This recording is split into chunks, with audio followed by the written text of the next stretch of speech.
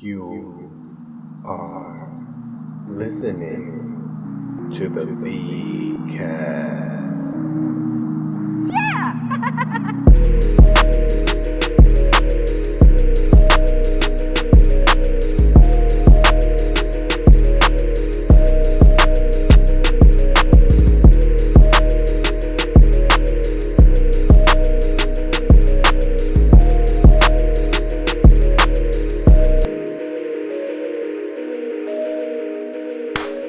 Welcome back to another episode of the VCast. I am Vic Cedeno. Thank you for joining me.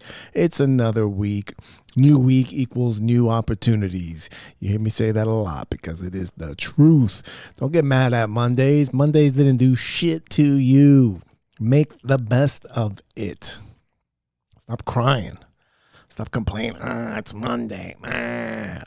Deal with it, all right? Or do something different. Do something else, all right? Because another Monday means you know how many people are not here anymore and wish they had another Monday? You ungrateful slut. Get your head out of your ass. All right, it's been a good, we're back for another episode. I'm happy. I'm trying to stay consistent here, trying to pump one of these out every single week. Let's see how that goes and for how long.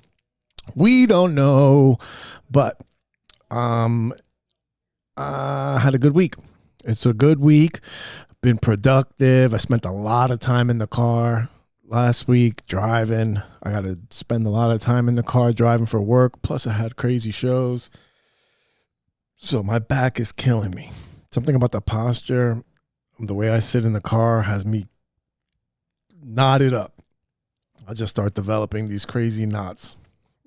Excuse me if I start getting a little burpy, but I just had some Chipotle chicken from Tiff's restaurant here at the Dojo of Comedy, and it's repeating itself on me. But it's been a good week.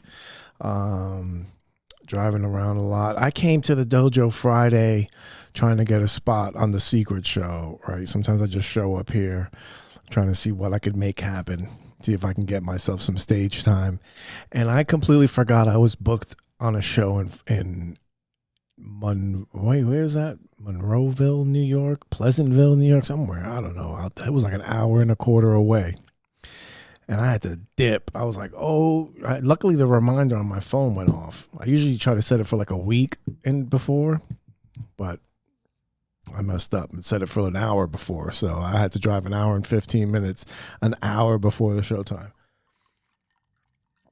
But it all worked out, baby. This is why I don't get anxiety about things or try to like panic and rush or worry about things, because I just have faith. I have faith that things are just going to work out the way they're supposed to. And I deal with whatever the outcomes are as they come. Sometimes it's going to be in my favor. Sometimes it's not. That's just the way the cookie crumbles. Okay. But that allows me to chill. I don't speed around. I ever drive around and people are cutting people off. They're rushing around. Like, where are you going? Are you in a rush to go to work? Wake up earlier. Get your priorities in order. Or if you're late, something happened. The only time I think it's acceptable to go rushing somewhere is if like you're rushing to the hospital because somebody you know is going to die.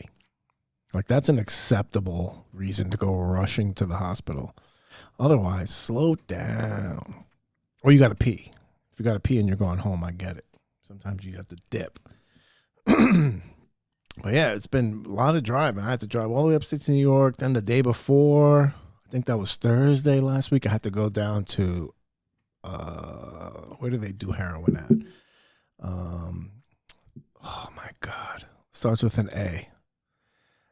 And, oh my, Asbury Park. I had to go down by Asbury Park to do a podcast a bit too much with Carmelo and Ken Krantz. Carmelo, I forgot his name. It's like Bonavini. Carmelo Bonavini. And that was a fun time. That was a good podcast. We were talking a lot about the evolution of daytime television. Like all the talk shows that there used to be out there. like Ricky Lake and Maury Povich. I know my sister's probably listening to this. She used to watch all those damn shows. She was a big Ricky head. She was a big Ricky head. She loved Ricky Lake and all those shows in the morning. But one of the things that we talked about, which I used to have a bit about, but I think about every now and then, is how like you notice how like the WB and I think it was primarily the WB, but I think Fox had some too, yeah, especially with 90210. But these shows where you had like adults playing high school students having romantic relationships, like that's a weird dynamic because you grow up watching this and then like that's like, especially like in your developmental days, you're now developing these sexual feelings for TV characters that are high schoolers. And then now you have an epidemic of high school teachers having sex with high schoolers. I'm convinced that they're related. Like, I wish they could do a study. Find all the teachers that have diddled kids. Well, I don't even think it's diddling, really, to be honest with you. It's inappropriate for sure. But like, because you're in a position of power and all that, but it's not molesting. Statutory rape, yeah. But I'm convinced if you did a study and found all those women that diddled them boys, I bet you they were like really into One Tree Hill. And all these, what was another one? The movie with the vampires, Twilight. Those are all adults playing children, having relationships, and sex scenes. Maybe, I don't know if we would call them sex scenes, but then they're pretty close, making out, getting hot and heavy. They did a lot of inferring to sex. Remember, what's that kid's name? He took her virginity. David Austin Green, Tori Spelling. Like, I'm pretty sure that they lost their virginities to each other in that show. Those are adults, or I'm pretty sure they were adults during that show. You can't do that in porn. It's illegal. It's illegal. In porn, you can't pretend to be a teenager. You can only be an 18-year-old. That's it. That's why they have to say it. So I think TV and all the stuff they put into TV. I think the Republicans were right back in the day. Remember the Republicans used to be, was it the Republicans? Yeah. What was her name? Dan Quayle's wife. I think she was like all about censorship and stuff. I don't know about censorship, but they should have tailored these shows back. But then we wouldn't have shows like Married with Children. And Married with Children was such a great show. But geez, it was. I had that show on earlier when I was at the house. I finished working and I had my laptop open and I'm like putting background noises while I'm getting my stuff together. And I have that show playing. My daughter's in the other room with her friend and Married with Children is on. And I had to lower the volume because I was like, I don't want them to hear this. This is crazy. So I think like the demoralization of television definitely is like the downfall of our polite society. I think.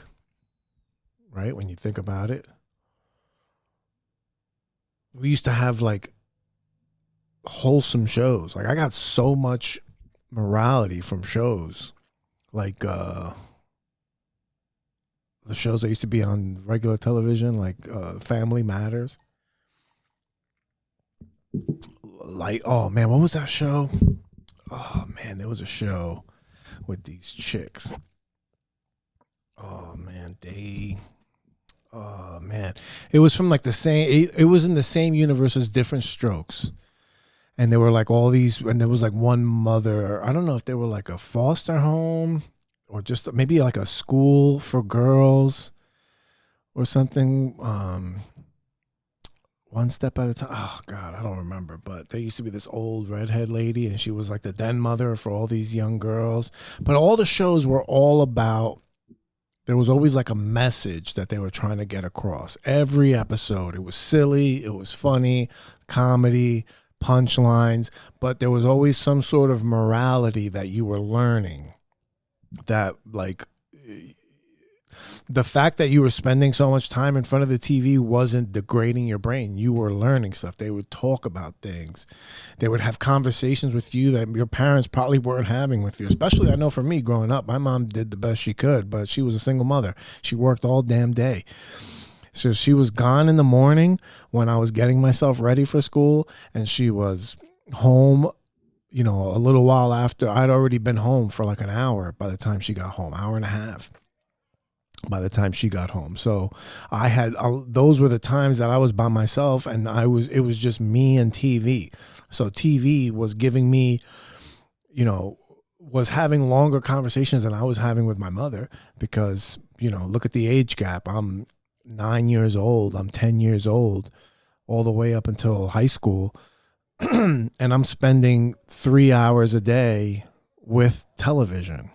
At least, right? We're not talking about nighttime. At nighttime, it was cool because I would watch TV with my mom a lot, and we'd watch, you know, her Wheel of Fortune and Jeopardy, and then whatever shows on at night.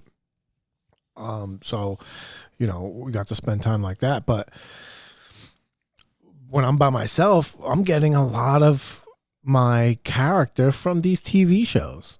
All right. Especially even the cartoons. The cartoons, by the time it started getting silly, was like around Animaniacs but even those shows had they got real silly, but they still had some morality. They still were kind of showing you like a good and bad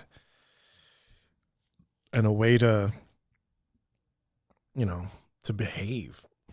Not Animaniacs so much, but all the other shows, DuckTales, Chippendale Rescue Rangers, all those shows had some sort of message that they were trying to get through. They were, you know, silly, and I didn't know it at the time that I was being taught this, but there was like a hidden thing in there. Teenage Mutant Ninja Turtles, all those good guys, bad guys shows, you know, you were learning that some people are bad, and you need to be good. You need to be a good person. You need to become a superhero at night and wear a cape. That's what I used to think. So it was just interesting having that conversation with those guys.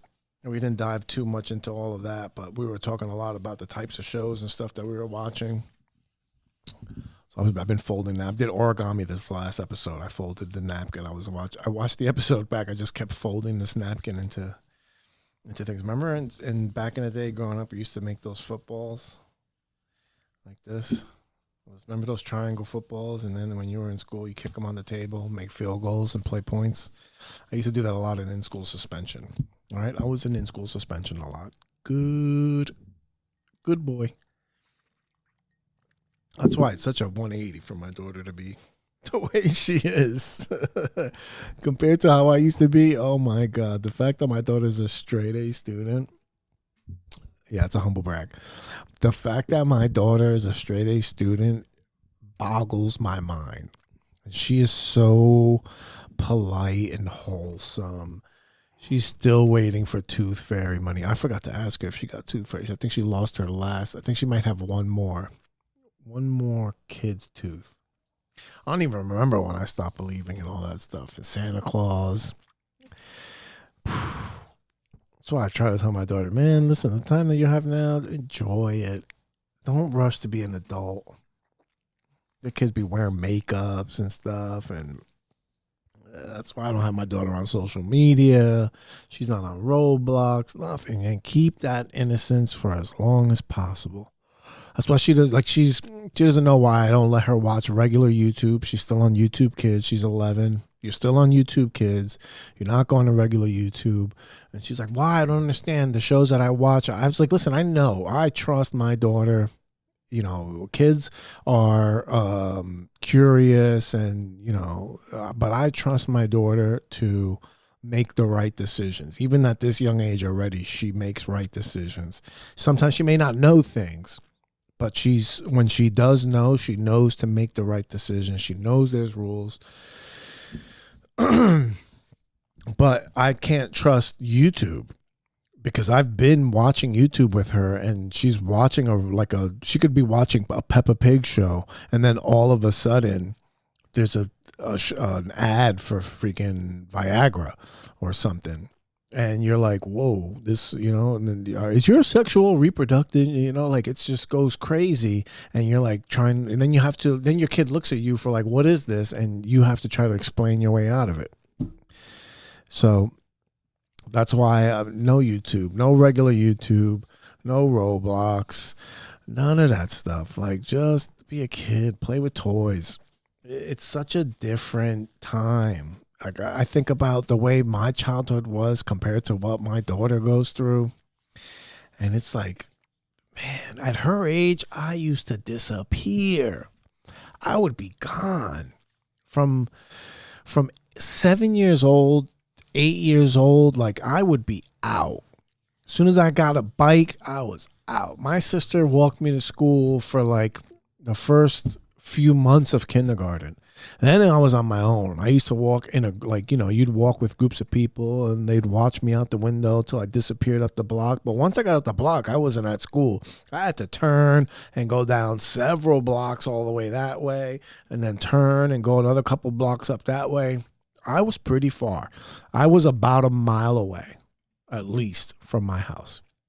So think about that. At that age, I'm walking that far. My daughter walks home from school now, and she's asking me to walk this. She's like, called me today, asking me to walk a different way. She wanted to walk. I tell my daughter to walk down the main street. You got to walk down from the school to the main street. It's literally called Main Street, and then walk down, where all the stores are, where everything is, because I live on that street, and to the apartment. There's crossing guards, and you walk, boom. She asked me if she can go the other way through the back roads, because you can come out to school and go through side streets and then make your way. It's only a few blocks, but no, not that. Like, again, I trust that she would do the right thing and come straight home. But now you're in a streets where nobody can see you. Now you're in Suburbville, and somebody can just open their door and take you. Where are all these pedophiles coming from? Was it like this growing up? I don't remember. Were there a lot of kids disappearing? Like, I don't know what's going on. You can't even trust the world. So it's a different time. I feel sad for her. Her mom doesn't even want her to go to the park by herself. My parking lot is connected to the park. Like, we go to the park all the time together. All I have to do is open my door, walk across my parking lot, step up, and I'm in the park. Told her to ride her bike there. There's playground there. I could see it from my window. But you can't go by yourself. You just don't know. And the thing is I don't know if maybe it's me as a parent, but I'm terrified of the other side of that. What if something happens? How bad would I feel if something happened because of whatever? I don't even want to think about that. Can't even put that energy out in the air. But the whole point is it's just different. Like I said, my mom used to get home from work around 4:30 if there was traffic. And I get out of school at 2:30? So from 2:30 until 5, I used to be out like a maniac. A lot of times my brother used to have to come get me because I was out and about. I don't know what I was doing. We would just go, oh my God. I remember I have this memory one time.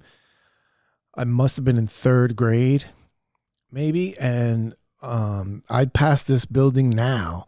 It's still there. There's a building that was under construction. It was just being built, brand new construction. And I remember playing in the construction site and walking across a wall, it was a cinder block wall.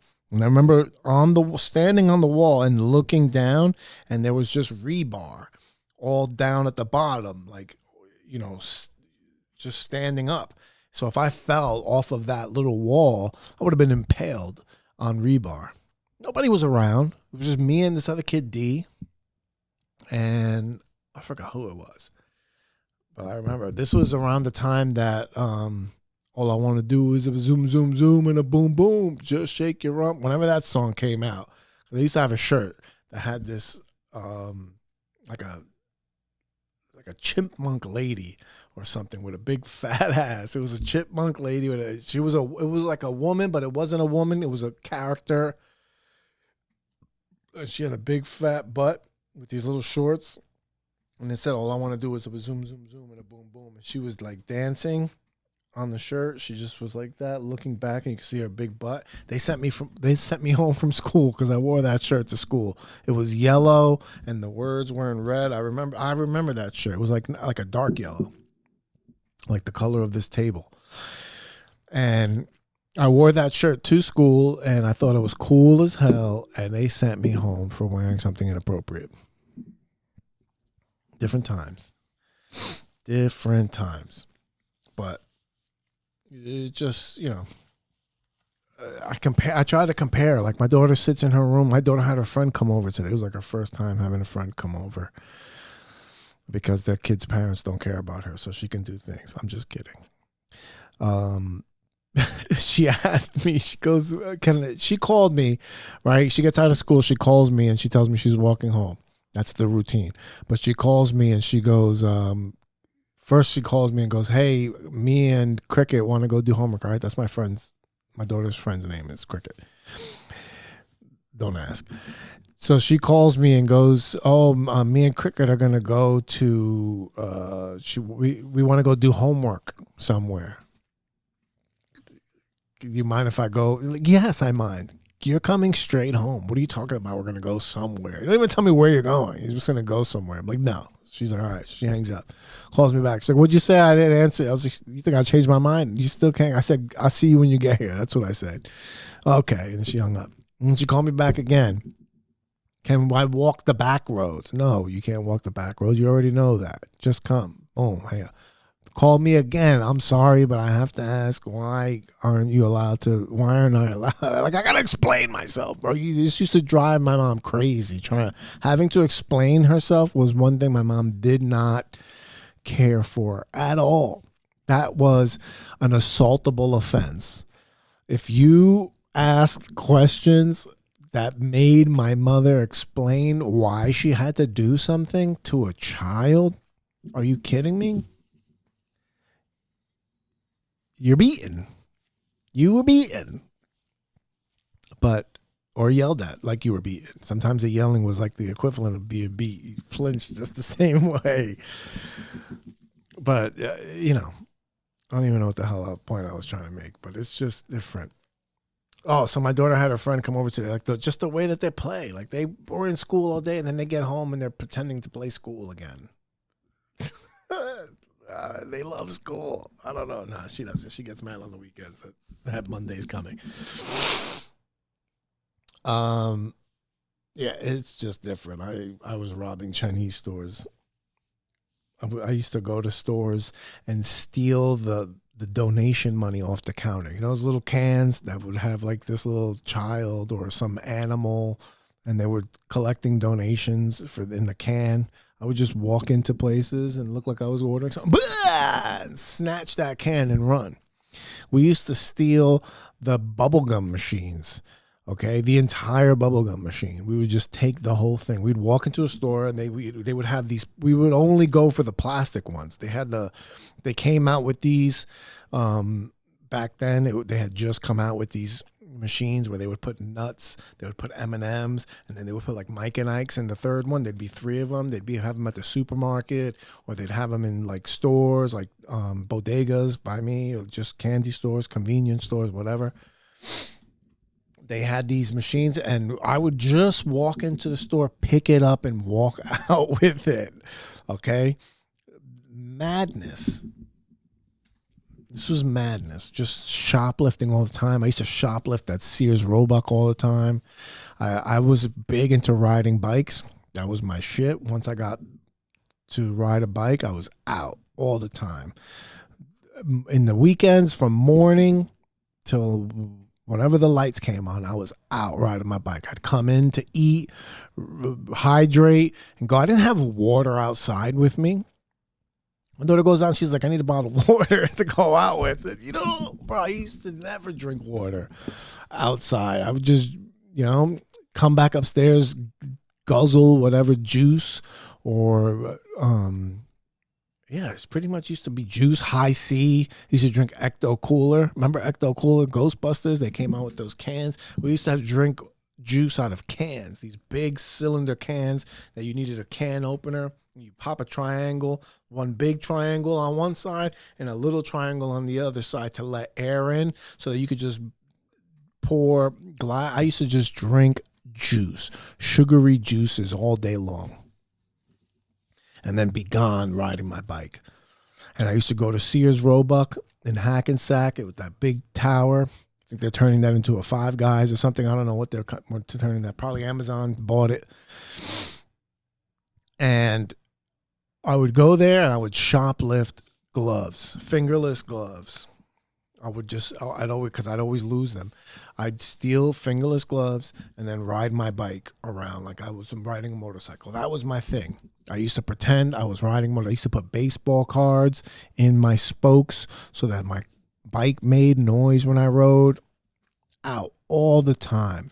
I had routes that I would ride that I would always just cruise around and seeing what's going on. Watch bums fight. What bums used to hang out in the park in front of my house. I lived across the street from a park growing up. That was my front yard, was that park. And it was just wonderful times. I had the greatest childhood. I had a great childhood. So much fun. Kickball, stickball, manhunt, wrestling, play with my toys outside. It was great. And I think my daughter's doing FaceTime with her friends. Like they FaceTime in like these group FaceTime things, and they're all in their rooms playing games on FaceTime. And I'm like, oh my God. They're like little hostages. Oh, it's crazy. Very crazy. But we had a good weekend though. We played Monopoly and shit. That was fun. Being a good dad. Proud of that. Proud of being able to spend a lot of time with the kid. It's good. It's good for you. Good for you. What else is going on? I think that's it. I think that is it, folks, for this week's episode. Thank you so much for tuning in. Please check me out on Instagram, Vic is Funny, VICIZFUNNY, VicIsFunny.com, spelled the regular way. VicIsFunny.com for all dates. Check me out at the Dojo of Comedy May 8th for Ninja Please, a crowd work show hosted by the homie Pedro Garcia. I heard the last one was a banger. Looking forward to this one. Go get tickets at tiffscomedy.com.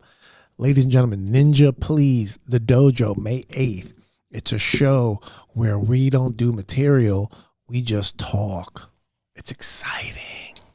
Exciting. It's going to be fun. I don't mean we just talk. I don't know how it goes. I don't really know. I didn't do the first show, but I heard the first show was fun. It's a crowd work show, so it's audience participate. If you ever wanted to go to a comedy show and just start yelling stuff out, this is the one. Other shows go, you shut up. This one, come. We need audience participation. Show up, show out. It's going to be a good time. May 8th, Dojo of Comedy, Ninja Please.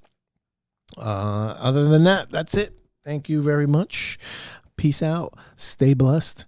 Stay black. You're listening to my dad of the V.